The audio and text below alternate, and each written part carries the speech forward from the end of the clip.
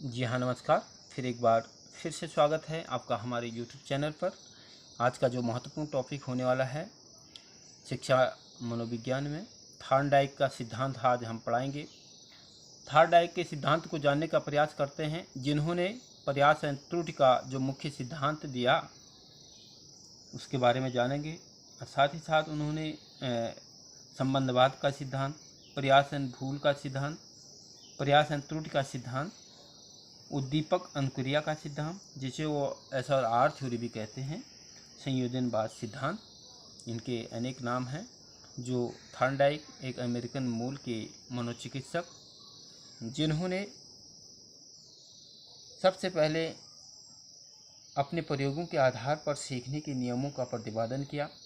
उन्होंने मुख्य रूप से सीखने के कुछ मुख्य नियम बनाए। जो मुख्य नियम इस प्रकार से हैं: अभ्यास का नियम, तत्परता का नियम और प्रभाव का नियम।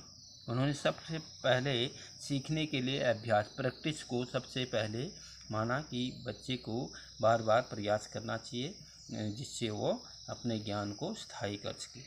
तत्परता का नियम यानी उसने जिज्ञासु होना चाहिए बच्चे में, तत्परता के साथ साथ जिज्ञासु होना चाहिए, तत्पर होना चाहिए, यानी कोई काम करने के लिए उसमें रुचियां होनी चाहिए। जब व्यक्ति कार्य करने के लिए तत्पर होगा, कहा उन्होंने, और उसे कार्य दिया जाता है तो उसे संतोष होता है। यानी जब वो तत्पर होगा तो कोई कार्य करने के लिए उसको दिया जाएगा तो उसमें आनंद प्राप्त होगी, वो काम करना चाहेगा। प्रभाव का नियम, प्रभाव का नियम का मतलब है कि पुनर्वलन का नियम भी उन्होंने दिया।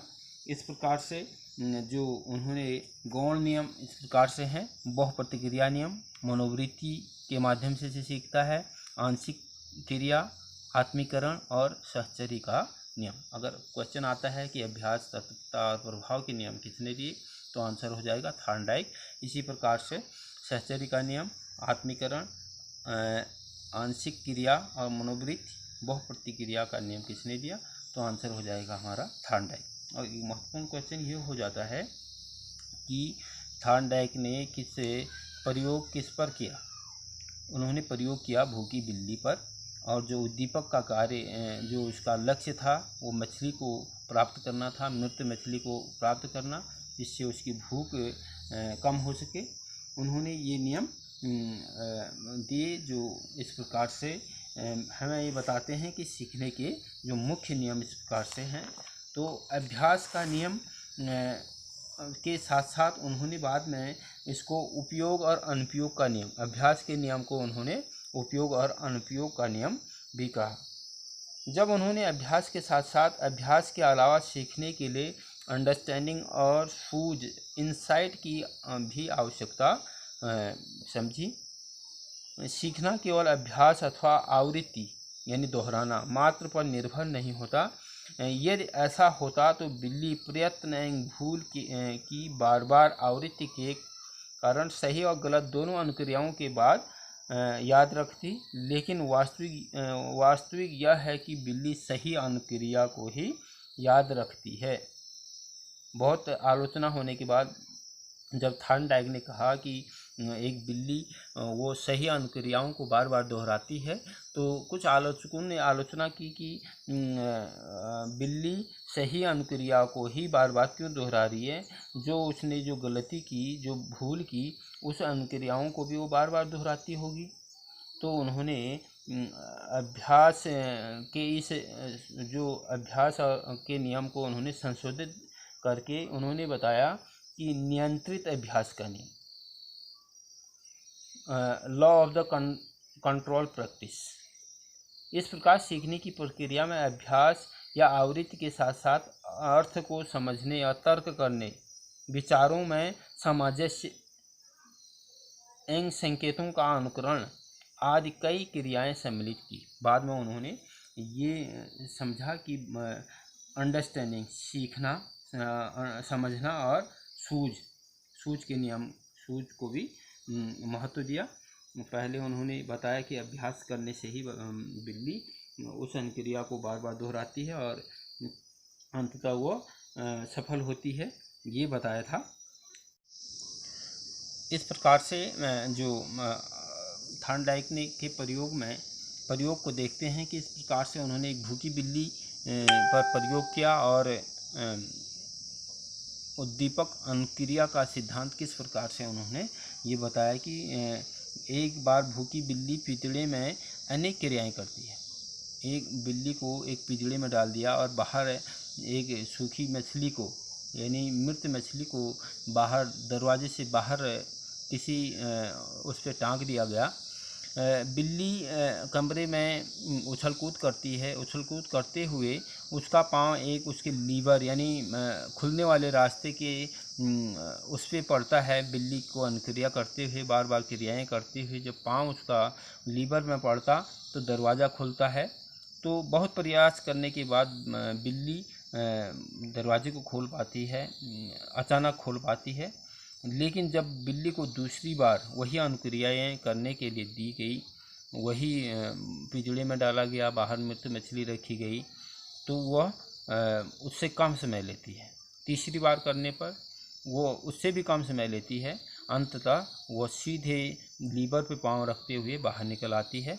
यानी बिल्ली सीख जाती है कि उद्दीपक अनुक्रिया, यानी वह लक्ष्य को प्राप्त करना सीख जाती है अपनी क्रियाओं के तहत। तो इससे यह सिद्ध होता है कि अभ्यास करने से, बिल्ली के बार बार अभ्यास करने से और अपने सूझ और समझ को, जैसे बिल्ली ने लीवर पे पाँव रखना शुरू कर दिया तो उसकी अंडरस्टैंडिंग पावर भी उसके सूझ और समझ को ये बताती है कि वो अभ्यास के अलावा वो सूझ का भी प्रयोग करती है, अपने दिमाग का भी प्रयोग कर रही है। तो बार बार वही अनुक्रिया करने से वह बहुत कम समय लेती है और वह सीधे दरवाज़ा खोल ले रही है। तो ये तो अभ्यास के नियम को दर्शाता है। ये भी कहा गया कि अनुक्रिया जितनी तगड़ी होगी, यानी अनुक्रिया जितनी तगड़ी, अनुक्रिया का मतलब है भूख, यानी भूख जितनी ही तगड़ी होगी अनुबंध उतना ही मजबूत होगा। यानी सीखने की जो तत्परता ज़्यादा होगी, जब उसमें लगन तत्परता जब बच्चे में ज़्यादा होगी तो वह अपने लक्ष्य को उतनी ही जल्दी प्राप्त करता है, यानी वह बहुत जल्दी सीख पाता है, ये कहा था। तो इस प्रकार से उन्होंने जो अभ्यास का नियम, तत्परता का नियम और प्रभाव का नियम, यानी अभ्यास करना शुरू किया और उससे तत्पर यानी जिज्ञासा हुई, उस कार्य को करने से उसे कुछ लक्ष्य प्राप्त हुआ, उसे कार्य को करने से भूखी बिल्ली को भोजन प्राप्त हो रहा है। तो प्रभाव ये बताता है कि जैसे हम कोई बच्चे को शाबाशी दें या उसको कुछ लालच दें या उसको इनकरेज करें, तो उसको ये लगेगा कि उसके ये काम करने के बाद उसको क्या मिलेगा, उसका परिणाम मिलेगा। उसको परिणाम से व्यक्ति को संतोष प्राप्त होता है, तो वह उस क्रिया को बार बार करना चाहेगा। जिस प्रकार से बिल्ली ने बार बार लीवर पे पाँव रखना चाहा, लीवर के में पाँव रखते ही उसको क्या प्राप्त हुआ, भोजन प्राप्त हुआ। तो हम कह सकते हैं कि प्रभाव, यानी ही प्रभाव के नियम से भी बच्चा सीखता है। तो उन्होंने इस प्रकार से कक्षा में उपयोगिता बताई। बच्चों से बार बार प्रयास कराना चाहिए। मंदबुद्धि बालकों के लिए प्रयास एवं त्रुटि का सिद्धांत बहुत ही उपयोगी है। अगर क्वेश्चन आता है कि मंदबुद्धि बालकों के लिए सबसे अच्छा नियम कौन सा है, तो वो आ जाएगा प्रयास एवं त्रुटि का सिद्धांत। यानी त्रुटियों से भी बच्चा सीखता है। बार बार प्रयास प्रैक्टिस करने से और जो अपनी जो त्रुटियों को कम करने से वो बार बार क्या करता है, त्रुटियों से ही सीखता है, ये बताएं। थॉर्नडाइक ने बुद्धि के सिद्धांत में भी बहुकारक सिद्धांत, बहुखंड का सिद्धांत, बालों का सिद्धांत या परमाणुवादी सिद्धांत दिया, जो इस प्रकार से हैं। जो उन्होंने बुद्धि को माना कि भिन्न भिन्न सोर्सों के माध्यम से बुद्धि का क्या होती है, जनरल बुद्धि क्या होती है, बहुकारक बताया उन्होंने। भिन्न भिन्न, जैसे ये है जनरल कारक, सामान्य बुद्धि, और जो ये बाह्य कारक हैं, बाह्य कारकों से भी उसने बुद्धि का विकास बताया।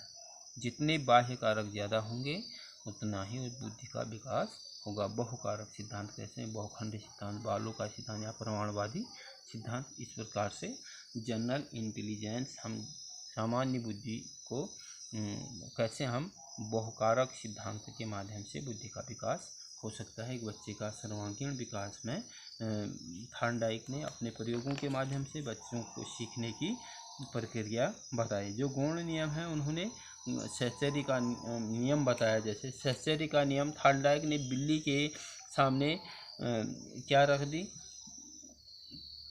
एक मछली रखी, बिल्ली को बोला कि बिल्ली को स्टैंड अप बोला गया और मछली को और ऊपर किया गया। तो मछली को प्राप्त करने के लिए बिल्ली ने स्टैंड अप की क्रिया को पीछे अपने 2 पंजों पे खड़ा होना सीख लिया। तो ये कह सकते हैं कि हम स्टैंड अप कहने पर बिल्ली अब क्या कर रही है, बिना मछली दिखाए हुए वो शहचर्य परिवर्तन का नियम लागू कर रही है। तो इसी प्रकार से उन्होंने अपने सीखने की जो नियम सुझाए वो बच्चों के लिए कारगर सिद्ध हुए। तो हम कह सकते हैं कि ये सीखने के एक प्रभावी नियम है।